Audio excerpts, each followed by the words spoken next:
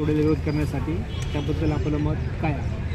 नाही, खरं तर झाडं तोडणं हेच चुकीचं आहे.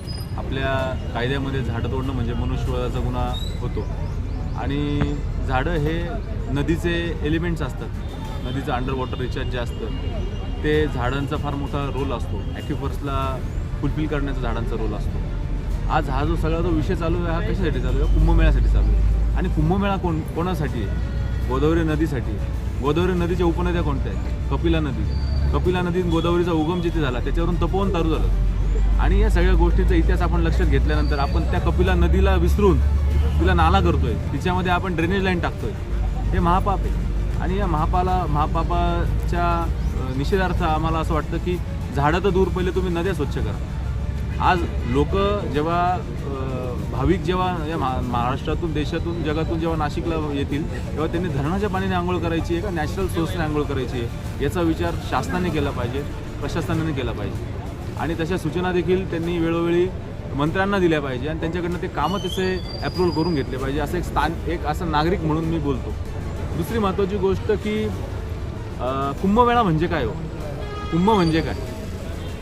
अगदी अनादी अनंत कालापासून कुंभमेळ्याची व्याख्या आम्ही जी काय वाचली मायथॉलॉजीमध्ये ती अशी की दैत्य आणि दानव जेव्हा एकत्र आले आणि त्यांनी ठरवलं की एका कॉजसाठी आपण एकत्र यायचं, तेव्हा त्यांनी समुद्र मंथन केलं. ते सगळ्यात खोल असं मंथन झालं या आत्तापर्यंतच्या मायथॉलॉजीमध्ये.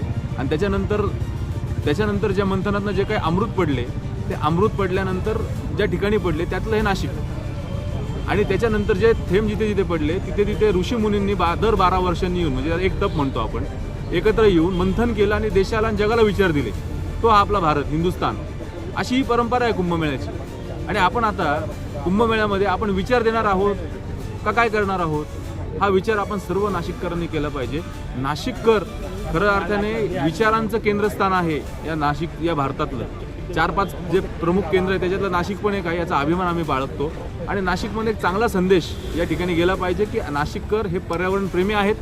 कुठल्याही प्रकारची वृक्षतोड शासनाकडनं जर चूक झाली असेल तर ते आम्ही पोटात घ्यायला तयार आहोत, परंतु वृक्षतोड करू नका हा देखील प्रेमाचा सल्ला आम्ही आज देतोय. परंतु जर वृक्षतोडवरती जर ते ठाम राहिले तर या ठिकाणी नाशिककर स्वतःच्या छाताडावरती कुऱ्हाड घ्यायला पण मागे पुढे बघणार नाही. आणि पहिली कुऱ्हाड माझ्या छाताडावर जरी मारली आणि माझं जरी निधन झालं तरी मला चालेल.